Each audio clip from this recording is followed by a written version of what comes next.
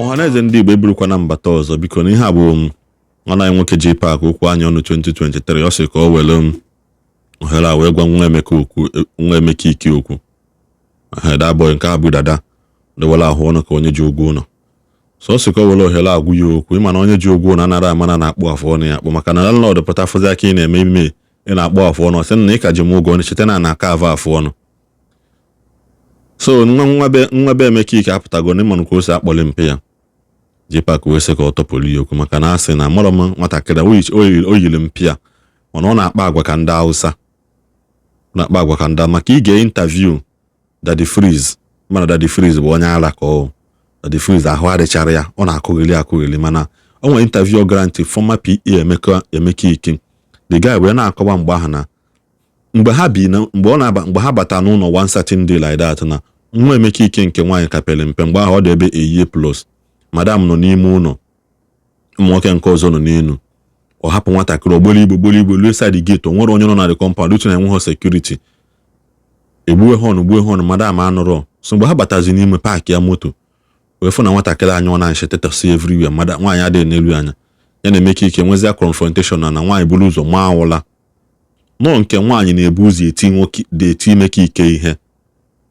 mana o tizie ihe ịmago na otu ihe obiri ụzọ tibe mana ọ nwere ihe agụ n'egwu mgbe ahụ eze na-aghọle ndị ọ na-achị everyday ọsị na-agụ wala abụrụ agụ anọrọ mgbọsị agụ batazi amarụzi na agụ adọgbuo n'eze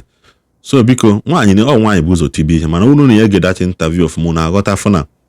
that woman bụ ụzọ tibi ihe ticha ihe buru ụzọ plant a seed of hatred ebe ụmụazị nọ towards the father because na gịnị na mpa ha ada anọwe ya dabo wee gosisi ihe ọ gosisi n'ọnụ against his father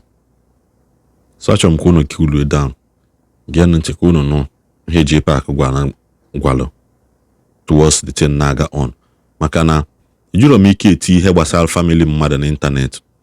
mana onye sị ka akpọwa nkịtị ihe nkịtị asị ka akpọwa ya akpọbụ ya o nwe ka ndị be anyị si ekwu ya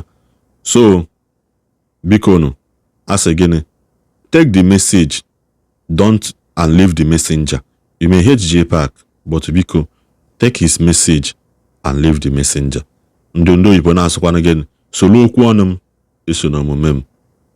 ihe ndị ụka gwara anyị so mana kịta anyị na-agwakwa ya n'ụdị nke ọdịnala Igbo asị gị gịnị were okwu mmadụ kwuru mana ụgwọrọ na ịlaiki okwu onye ala kwu were okwu onye ala kwu then in this video unu ghọta ihe men ji wee na-asa ndụ na n'ụbọchị nketa unu necha akaba arụ na subscribe kwan na-agba notification gị ka iwe nwee ike na-enweta notification mgbe ọbụla anyị tele video ọfụ kodonụ mgbe ọzọ ndị be anyị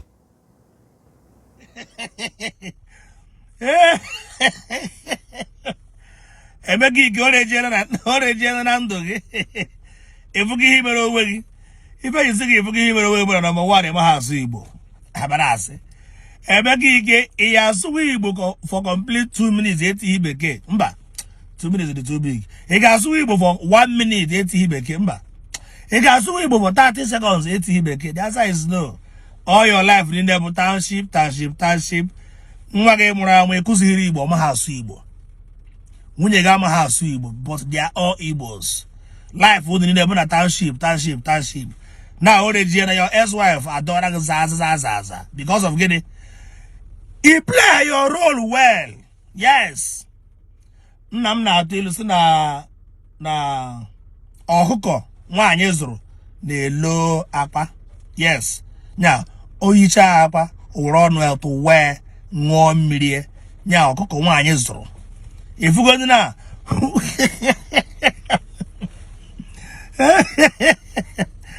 na nwunye gị na nwa gị tọtọrọ gị na-ese gị akwara Igbo ema ha asụ vileji gị amagwụ na ụmụnna gị amagha gị na kọmuniti nweghị ya bụ na ama na ọgbọ ọbụla township a na-asụ sobere onye sụọ Igbo asị ya na onye illiterate amana m ihe ndị mmadụ na-afụta Igbo language as na onye ọbụla sụrụ Igbo language ụtadị etinye bekee ahụ na illiterate mana nye nwaazị bụzi onye gụrụ akwụkwọ bụ prọfesọ enweghị ihe dị ya n'ụbụrụ ya ọ bụrụ nnukwu mmanya si na ojede ohu mmadụ ise amaghị ọrait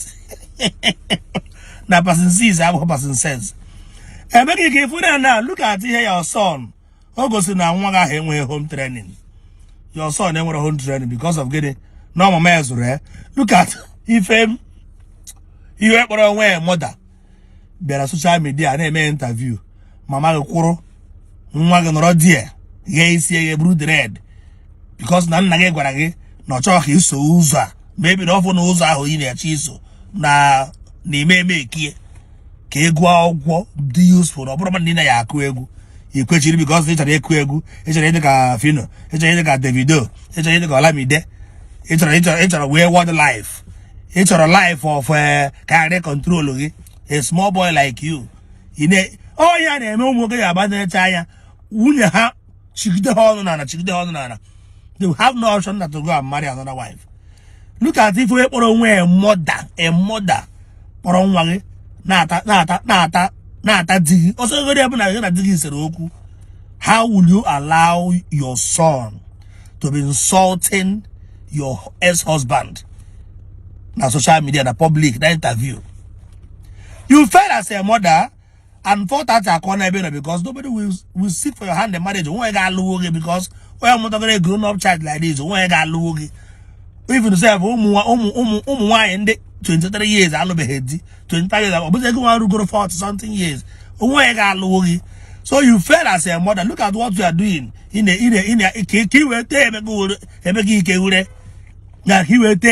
na social media, so that he will castigate the Emeka Ike. I will put no go on my nwa. Ịkpọpụta nwa gị a na-ajụ ya ajụjụ, nwa gị na-akpọ inyo aka iji azụ nwa ya na azụ na nwa ga-wefuru nwa ya agaghị ahịa if care is not taken. Eto ịchọrọ ọbụla mmadụ kpọrọ ọkpọ gaa nya my father no na ọ bụkwa ya ebe ọbụla ịkpọrọ ọkpọ gara gị ọ bụrụ ife ọbụla nwatakịrị demand na-emere o nwere ngo abụọ demand ya iwere aka ike gwa ya ihe a na-eme. I am your father, I am your mother. Omebe ịtụtụrụ Emeka Ike taya zuga ara akọrọ gị aka boss lady, superwoman.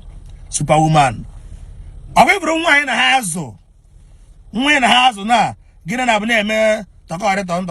ntọ mgbọsị nwaanyị ga-agbagharị gị fim o ejicha ma aga ise ma onye ike ma egbe ntụ o ejicha ma 4 rounds chụwa gị ọsọ na family ya chụọ gị ọsọ. This boy will later use egbe ọka nye gị ọsọ sị gị je egosi ya mpe na Emeka Ike abụghị mpe. Ọ emecha mee gị n'anya because ọ yara a na-egwogwo dịka okwu okenye, ọ dịka okwu proverb, dịka ilu, mana emecha ọ ga ya eme. Nwa ya rịfọrọ ihe akịta ebe onwe megoro hatred ebe mpe ebe Emeka Ike nọ omego ụdị hatred a na-akpụ iyi na social media. Nwa ga-emecha were egbe tụdo gị nwa bụ nwaanyị n'isi sị gị je egosi m mpam na onye a abụghị mpam, and ọ ga-eme igosi ihe a na eghe na ya ọnwụ ga-agba gị jaja because aka ị na ha akpọrọ nwa gị na-akọ di gị ọnụ na social media, na-akọ ya ọnụ, ọ na-atọ gị ị na-asị ya nwa mrịbadị ya ha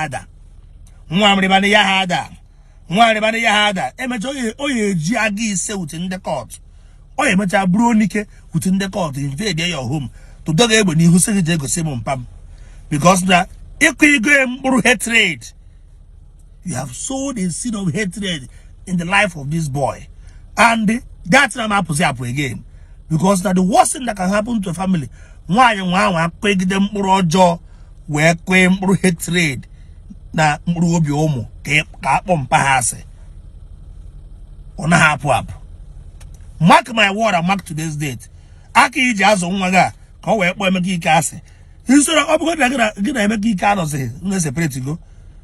Join hand and train that son and train that child. All useful. That boy will still come back and bring you home. That boy will be the person that will come back home. Emeka Ike say this is your husband place. All one unite family. So